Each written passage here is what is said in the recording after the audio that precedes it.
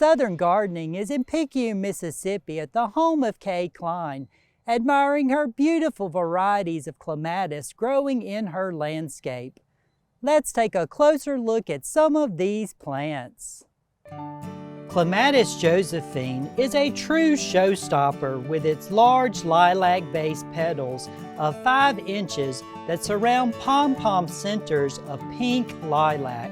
Its base petals fall away with age to leave fluffy centers.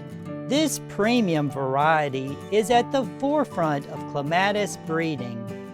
Form and coloration are truly breathtaking. Another beauty in Kay's landscape is Wisley Clematis. This impressive variety blooms with plenty dark purple to violet colored flowers that can get 6 inches wide. Noted for its sheer abundance of blooms, Burbank Clematis produces many large, violet purple, open star flowers 6 to 8 inches across.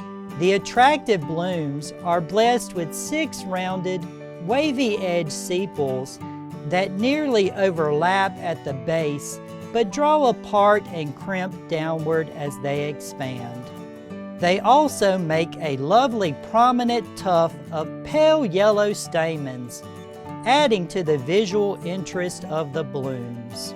If you are looking for a dramatic color, Ernest Markham Clematis, with its vibrant magenta flowers with a frilly center of golden anthers, would be a great choice.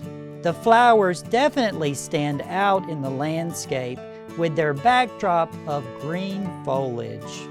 Train any of these clematis on an arbor, fence, or trellis, or allow them to climb through shrubbery to create an excellent vertical effect in the landscape.